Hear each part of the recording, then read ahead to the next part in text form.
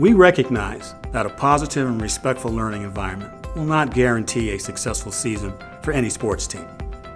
But we strongly believe that a negative and disrespectful learning environment will almost always guarantee a team's underachievement and lack of success. Coaches who understand this reality and the importance of having a positive and respectful team culture must be prepared to recognize and manage two of the most common forms of negative behaviors associated with sports teams: bullying and hazing. Let's start with bullying. Bullying has three distinct characteristics. Number one, it's deliberate. A bully's intention is to physically and/or emotionally hurt someone else. Two, it's repetitive. A bully will repeatedly target the same victim again and again. And three, it relies on an imbalance of power and status. Bullies choose victims they perceive as vulnerable or lacking status. Younger athletes are particularly vulnerable to being bullied by older team members. What should coaches look for? Bullying is not just one thing. It occurs in many different forms with varying levels of severity. It can be physical, poking, pushing, hitting, kicking. It can be verbal, yelling, taunting, name-calling, insulting, threatening to hurt someone. It can be antisocial, excluding team members from team activities.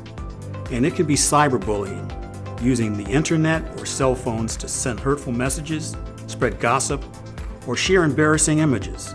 This type of bullying is more intense because it can be unrelenting. Regardless of what form bullying takes, it involves three groups of people: the bully, the victim, and the bystander. The majority of your team members will be bystanders.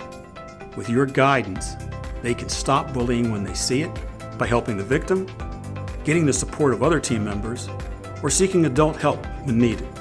Hazing can look a lot like bullying, but unlike bullying, hazing is not repetitive. It generally involves the use of humiliation and embarrassment to initiate new team members, and it relies on the active or passive participation by new team members. Typically, hazing peaks just before the start of the regular season, but it can return just prior to playoffs if younger players are brought up to the varsity. Unfortunately, many players and coaches mistakenly think that hazing will build a sense of team. In reality, hazing undermines the very essence of team. Don't confuse hazing and real team building. Hazing humiliates and degrades teammates. Real team building creates pride and integrity. Hazing tears down individuals. Real team building supports and empowers individuals. Hazing creates divisions and isolates team members. Real team building creates a shared positive experience. Hazing can lead to lifetime nightmares. Real team building can lead to positive lifelong memories. Hazing is a power trip at someone else's expense. Real team building creates real teamwork. Hazing creates an environment that lacks dignity and respect, whereas real team building promotes respect and dignity. Here are three important tips for managing bullying and hazing. Involve your team members in creating your team's anti-bullying and hazing policy. Have an adult present in your team rooms before and after practices and games. If gender differences exist between the players and the coaches, use your team captains to monitor the behavior in these areas.